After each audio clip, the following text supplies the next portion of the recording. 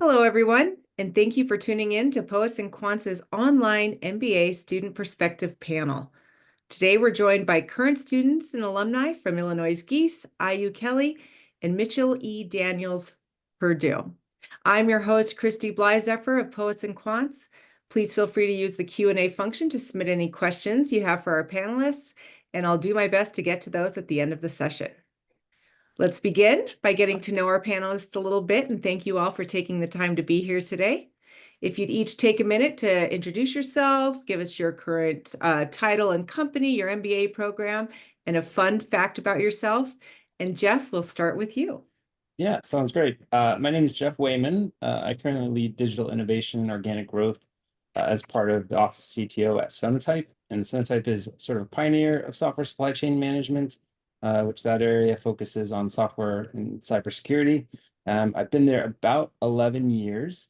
I'm in the IMBA program at Gies. And I guess fun fact about myself, I'm the only person in my family to get an undergraduate degree. So getting a graduate degree is even a step beyond that. So, Oh, congratulations. That's so nice to hear.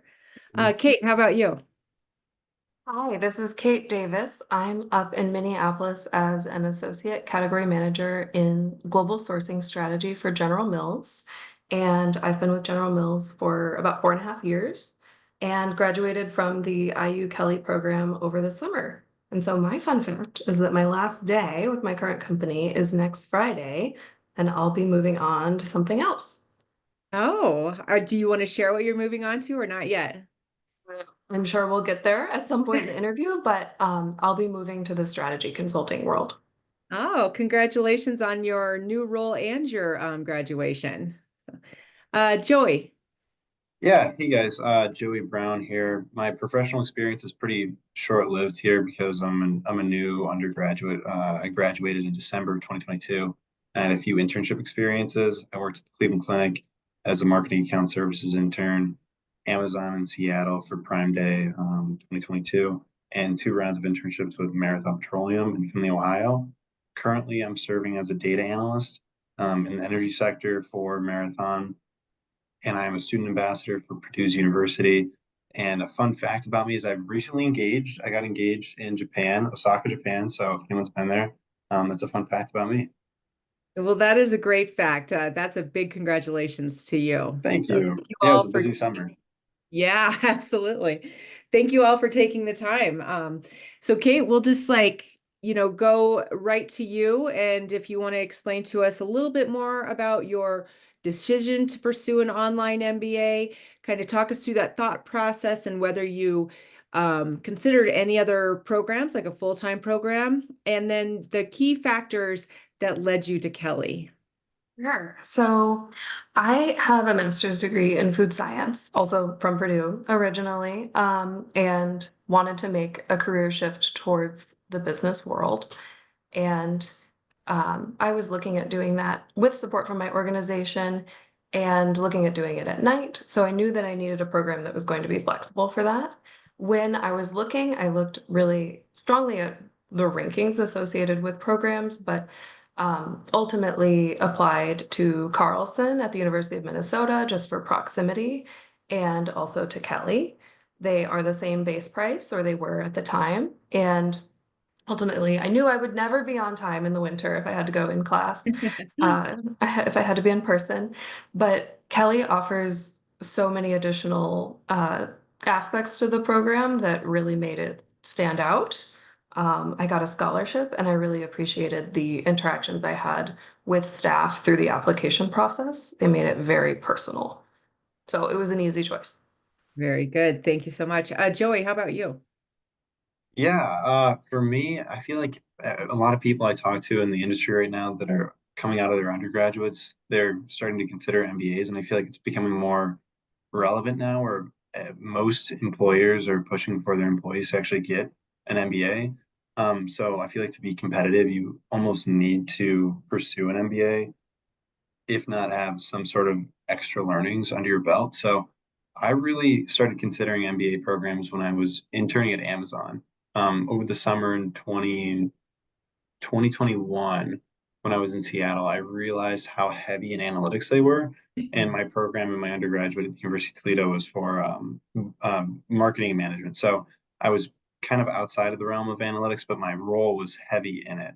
And as soon as I had that experience, I was like, I need to leverage analytics a little bit more so I can grow and be competitive and just also gain some more interest and insights in that area. And then I took that into marathon and I realized it was a solidification where I was like, okay, so I really need to get into analytics because the industry is going that way. Everybody wants somebody who has some sort of analytical background. They can do SQL, they can do data visualizations. And outside of getting online certifications, I didn't know how else to do it outside of an MBA program. And then I went through, again, just kind of like the ranking systems, looking at the class where they're placing. And I had a few close friends of mine actually at Purdue. They're MEs, so not in the business sense, but I ended up connecting with a few undergraduates who were really involved on campus and they were involved in student government, marketing associations. And I showed up on campus, I had coffee with them, and I started to get to know them a little bit more. And I did that. And I think having that personal connection actually sold me on the program because they were able to tell me what the MBA program was like. And it gave me more of a personal um, sale versus also just looking at the cost of it. So that's what led me to Purdue.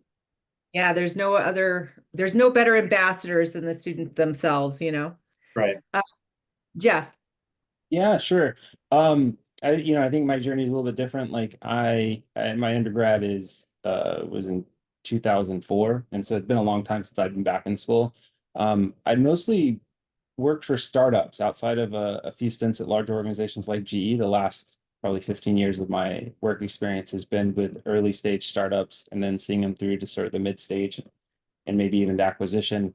And I think as part of that, it really gets into what I love, which is building new things, the challenges of a startup. Um, but there's a part of the business that is ultimately a black box, right? And especially as the business grows, and they, bring in executive leadership, prepared for, the certain stage the organization is in. I really just found I didn't have the knowledge I wanted to sort of be successful long term. And so the MBA had always been something that was sort of rolling around in my head, but wasn't, as much of a requirement. I think I agree with Joey there, where it's like becoming more of a thing you see as a standard on an application or in a job description. Um, but an MBA for me again was learning all the things I didn't. I was an English undergrad major, right? And I think really what motivated me most was price. Like certainly if you look at an in-person or on-campus program, they can be very expensive, and so the online programs were far more. Um, I think it's hard to say like within the budget, but at the same time, like I'm not going to get as much ROI out of a really expensive program because of where I'm at in my career, and with the focus mostly being on learning and sort of my own personal growth. So I think the online programs sort of catered to that almost exclusively. Yeah, thank you very much. Joey, why don't we dive deeper into that learning experience at Purdue? Tell us a little bit about, talk about the flexibility, the course load that you're taking, the emphasis on group work versus individual, that kind of thing. Yeah, I'm kind of surprised by Purdue's coursework, and I'm interested to hear everybody else's experience with their schools as well. Because originally with us, one of the selling points was you're coming in it and you're going to be doing the same classwork with the same people coming in at like fall. I started January 23, and you're going to go through the program with those people. And I wasn't sure how much I'd enjoy that. And I think it's been pretty true to what I was sold on during those first interviews getting into the program. There's a lot of flexibility in some of the classes. I would say originally when you're getting into it, it's very in depth, and I think I did more legwork in the beginning in the first 5 months of the program than what I am now, and that's because I understand like how to leverage the flexibility and the class assignments. Where originally I was kind of drowning underwater, where I'm like, I'm Mm. just starting my professional work experience, and now I'm also jumping into the MBA. Like, how do I leverage like my life? And once I figured out how to utilize the flexibility, like understanding how to work with my classmates who are coming from my marketing management class into my leadership class into public speaking, like separate classes like that, and even into SQL, having those connections that you make in the first class and working through just that entire practicality of a collaboration has been really huge in our learning experience, I think, in the Purdue program. Yeah. Is there a mix of like asynchronous and live content, or what does that mix look like?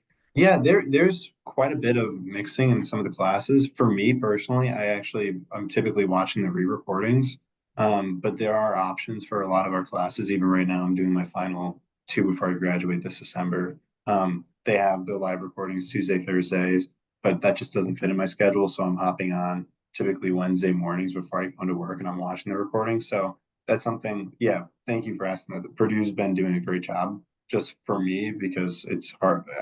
I'm sure everybody has the same issues, but Purdue's been doing a really great job on leveraging that. Where it's saying, hey, if you're in person, you can work with the instructors.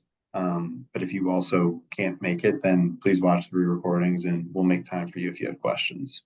Oh, great, great. Jeff, Yeah, what about that learning experience at Geese? Yeah, I mean, I think it's what sort of attracted me to Geese most of all is when I was doing a research, there was really like, fully online programs that didn't have an in-person component was mainly what I'd narrowed it down to.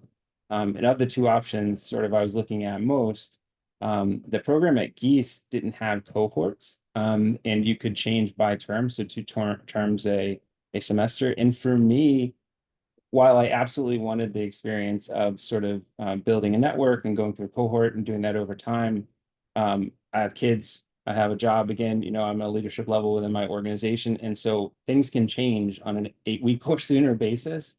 And so like the program at Geese with that per term, like opt in, opt out, or, increase your course load or decrease it, really was optimized for what I was looking for. And it gave me a little breathing room because I hadn't been in school in a long time. And I was like, I don't know how I'm going to manage two classes or one class even, right? And so I think, for me, like that was, one of the biggest selling points. I think it was also, one of the points I worried a bit about because it's like, well, if I'm not engaged regularly with a cohort or with a regular group of people, how do I build that network? And I think, one of the advantages to sort of a fully online program is there's not that sort of hybrid mix. Everyone is attending from all over. And Geese has this high engagement philosophy with their classes where everything has a group project. You can attend the live lessons. They're technically optional. You don't have to, but there's engagement with that. So you break out and go into groups there as well. And then there's office hours where it's more of an intimate setting with the staff. Usually, sometimes 10 or 15 people or less. I've been in office hours. It's just a couple of people and you really get to know the professor. And so I think all of that built towards the flexibility of still having the engagement, being able to build a network, work with other people. But at the same time, we mentioned before we started the call, like I'm in Florida, we've had the hurricane. The day the hurricane came through, like I had classes, I had finals due. But because a lot of that is asynchronous as an option, I was able to carry on and, manage my schedule. So I think much more. Easily than sort of other more traditional programs. Wow, interesting. There's no better time for flexibility than, yeah, I guess in a hurricane. That's totally true. Yeah. Kate, what about the experience at Kelley?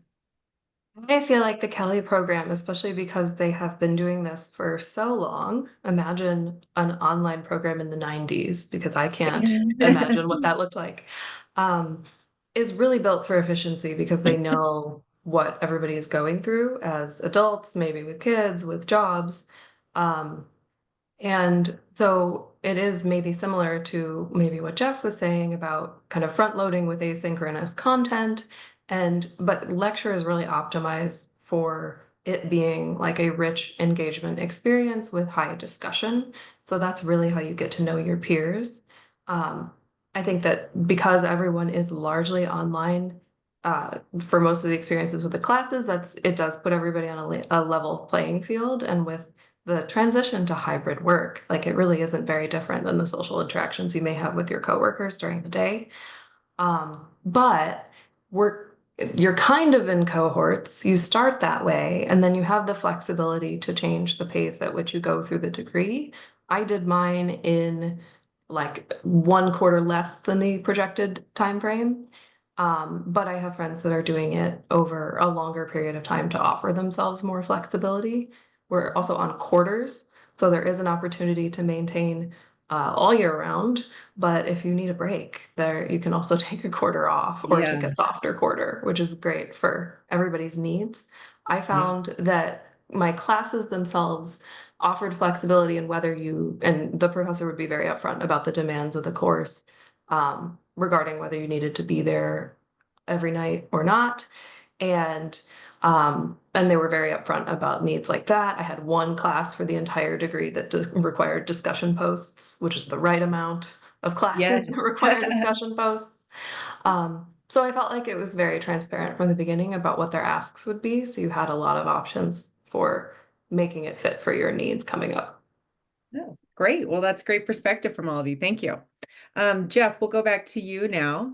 Tell us a little bit about that. You spoke to it a little bit, but about that work school life balance. What tips do you have for people that are considering, starting an online MBA, for managing all the demands? Yeah, I think I'll steal something from Jeff Bezos when I think he was still at Amazon, where it sort of abandon the idea of balance and embrace an idea of harmony. And I think that's things are going to be out of balance. School's going to take some more time at times. Family's going to take some more time at times. Work's going to take some more time. So all that is really, I think, shifting things as they change, and that the ambiguity can be there. You don't know when that's going to change. And again, I think, at Gies, no live lesson, no in-person interaction is ever required. It hasn't. Now, again, I try to make it part of what I want to get out of the program is attending live lessons, attending those office hours.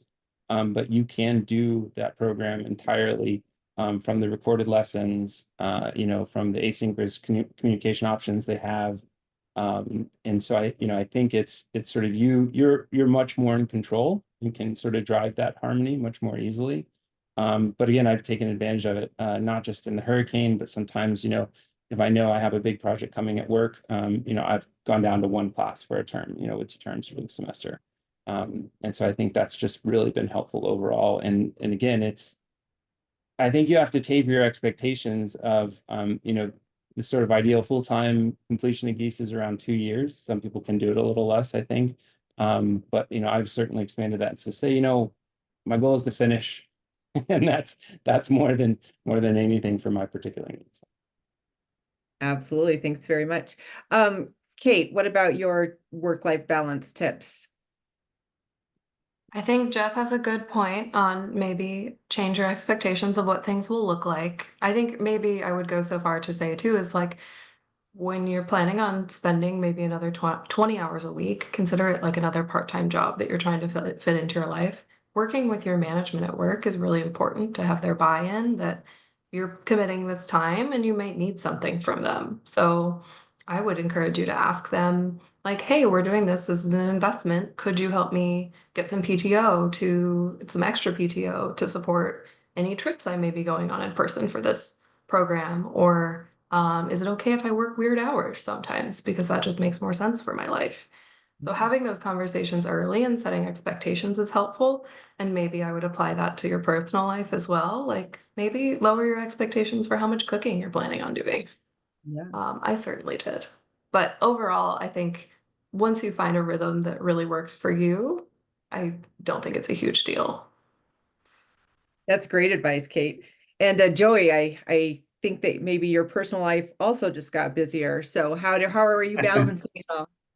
Yeah, this is actually, I feel like this is a really genuinely good question to hear from everybody because it's something I'm interested in when I'm talking to some of my other students in the cohort. And it's interesting to hear. So, like from my perspective, obviously, I'm coming from a very fresh, like newbie standpoint. So, my recommendations and tips for handling that is more so understanding like what you need to do. That's something I did. I was very specific on like trying to plan out what I wanted to do in the next few years. and what the goals were. So like I wanted to get engaged, I wanted to get married, I wanted to move, I wanted to get a position, and I wanted to do an MBA, and I wanted to do all of that while not losing time and missing out on like professional growth and collegiate growth. So I would say doing a plan and balance, going back to the conversation, it's really hard. But for me, I'm somebody, I need to be in a good routine to actually leverage like myself efficiently. So planning for me is huge. And if you're somebody like that, I 100% am going to push you to say, plan out what you want to do in the next 2 years, because you can get an MBA in 2 years. You can get an MBA in less than that. And you can have 2 years of full-time experience if you're somebody coming out of an undergrad program and you're looking for growth. Everything on LinkedIn is going to say, I need somebody with 2 to 3 years of experience, and we would prefer them to have an MBA. So if you can leverage everything and do it in a healthy and safe way for your mentality and your physical body, I would say it's something that's important, is to know yourself.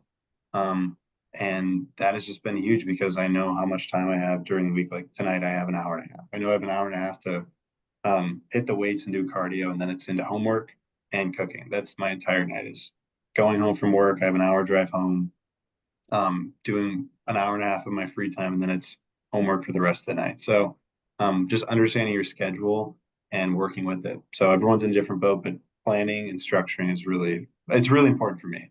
Yeah. Yeah. Yeah. It seems like that's for the young at heart, for sure, that schedule. Kate, so a lot of times MBAs kind of really go into a program with like maybe a very specific role, career path, industry that they want to work for. And maybe they don't think as much about what an MBA can do for their, kind of personal development, leadership style, that kinds of stuff. Do you want to talk a little bit about maybe more of the softer and tangible skills that you've been taking away from your MBA? So I guess I'm a manager of a very small buying team right now. And so I think it's been an incredibly enriching experience to be able to share everything I've learned in some of my coursework. I took a self-leadership class most recently over the summer. And in general, some of the final electives for my strategy and leadership concentration were very people management and leadership focused.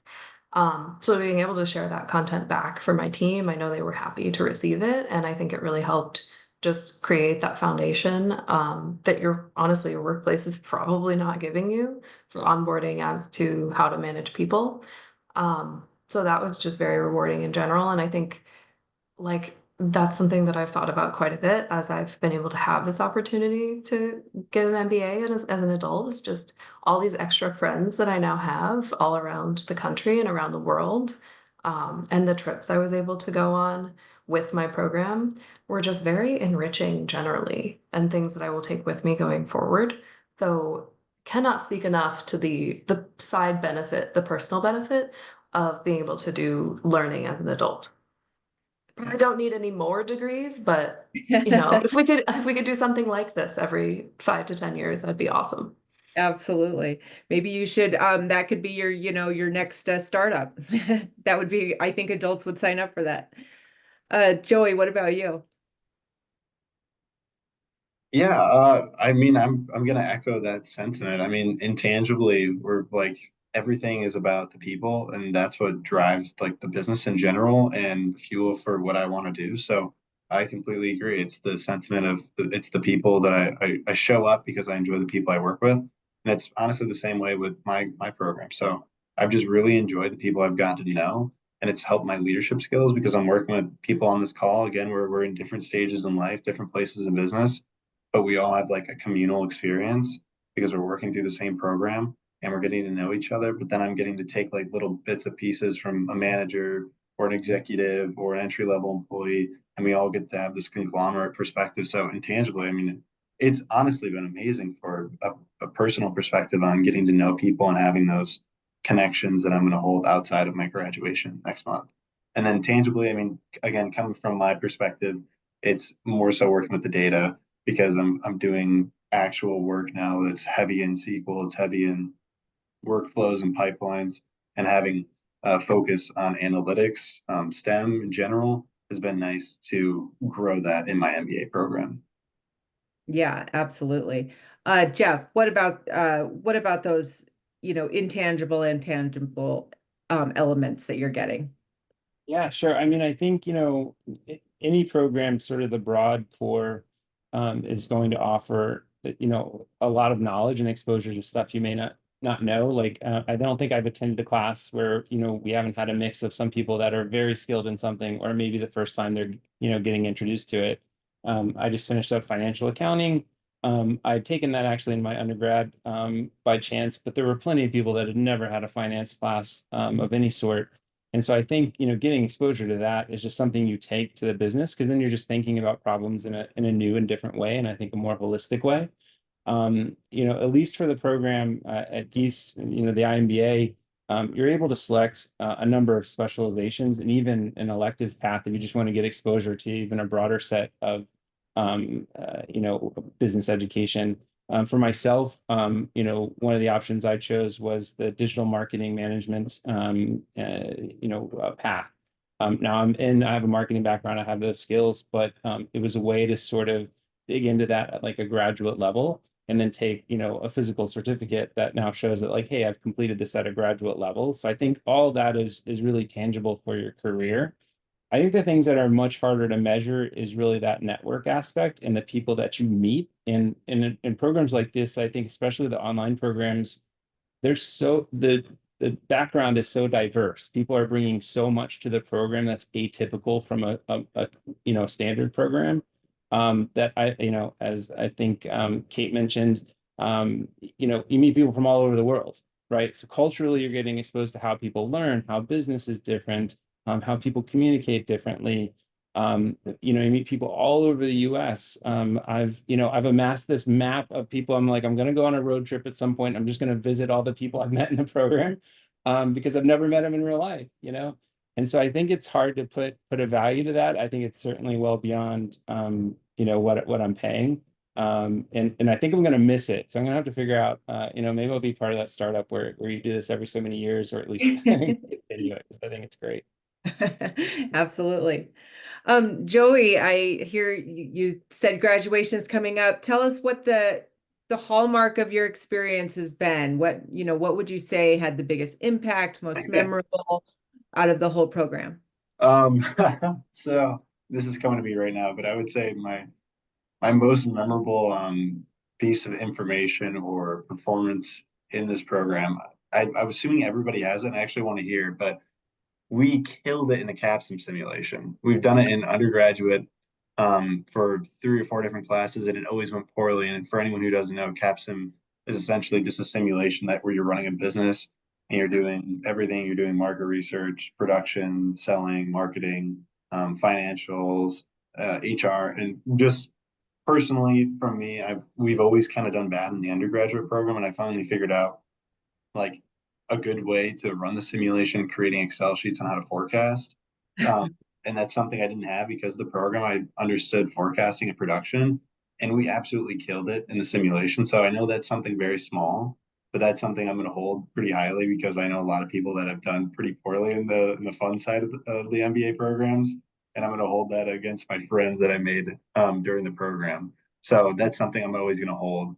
And then honestly, we're all kind of echoing the same thing, but my friends are going to be the biggest thing that I take away from this, with even within my educational experience. Yeah. Does Purdue have like, those kinds of Alumni. the immersion kind of trips options that you Yeah. can go on, or? Yeah, Purdue has a bunch of the traveling abroad options. That's something I didn't take advantage of. But yes, depending on what class you're in, they offer it for different locations. So I know they went to Asia, I believe it was Asia this year, and they're offering a new one for spring of next year. But I've never actually done that, and I wish I Yeah. had time because it sounds like a great opportunity. So yes, if I did that, I'm sure that would be my biggest takeaway. Well, you'll have to join our startup then and come on one. Yeah, I'll hop on board and I'll join the ride. Jeff, how about at Geese, the hallmark of the experience? Yeah, sure. I'll probably get more than one here, but I'll keep it short. So I think, at sort of a macro level, I had, I think there's a stigma associated with an MBA. And I think that really comes from like probably a couple decades between the 80s and 90s of where, it's all about, profit and maximizing profit and the fiduciary responsibility of leaders to do that. But I think what I was most pleasantly surprised about is, my own personal philosophy on leadership has been much more geared towards servant leadership. And one of the first classes I actually took was human leadership, or people management essentially. And it was very much directed at servant leadership style, like getting the most out of employees, not by the amount of hours they work, but finding everyone's unique strengths. And that's something that's been echoed throughout the program. So I think it wasn't just isolated to that class. So I think that was really great. I think at a micro level, the most memorable thing for me was financial accounting, where we could get extra credit in our financial accounting if we sang as a group. You could sing as an individual or as a group. You got 1 point of extra credit, and then an unnamed amount of extra credit. You could get 10 plus people to sing. And I think every accounting class I had over the last 8 weeks was full of people singing poorly together in rounds that didn't sound harmonious. But I think it just really made the program fun. And I think, it was great to see that like it's not just there's not just a format, to teach a class. And I think each of the professors bring their unique perspective. And I think it's something, I'll sort of take along with me as well. Yeah. Well, what did you sing, and will you sing it now? I will not sing, but I will say I think the first song we sort of phoned it in. I think someone did Happy Birthday. Okay, They said it was Bob's birthday, but from there, the sky was the limit. I mean, it was everything from late 80s, early 90s hip hop to modern songs. I think there was a Taylor Swift song at some point. So yeah, but I'll abstain for everyone's sake here. How many bonus points are we talking? Yeah. Yeah. Kate, how about you? What about at Kelley? Well, I think singing would have improved my accounting experience, and we didn't do that. So factor that into your decisions. But no, I went to Ireland on a trip with one of my professors that I would say our core 3 was a pivotal quarter for us in terms of really like taking everything that we had already learned and packaging it together and applying it, which was really, it was a big lift for a quarter, but it was definitely where you really felt the learning all at once. But I went to Dublin with a group, and we visited a range of the companies that are all using Dublin as their kind of their gateway to the EU headquarters. And it was just very cool to visit all of those companies with that group. And like those experiences in person were really a great opportunity to make those friends long term and have those relationships stick. My only regret is not taking more than one trip somewhere else. Yeah. Do you get the opportunity to take, is it just like class-based for these trips? You have to There's take a class associated with it. So we actually did like, I don't know, maybe 8 weeks of history, and just learning on the geopolitical climate in Ireland, which was just fascinating anyway, and its relevance to business. And then we went on the trip. Yeah, So. absolutely. I think it's really important to remember if that's, something that online students are interested in. Like a lot of programs offer that kind of thing. You just have to kind of, search for that and know which ones to look at. So that's really good insight about Kelley. Well, thank you all so much. I'm sorry, what? Kelley officially considers itself a hybrid program, and that's just something to keep in mind. And I did not know I could go on more than one of those trips. So Yeah. proud of mine too. Yeah, absolutely.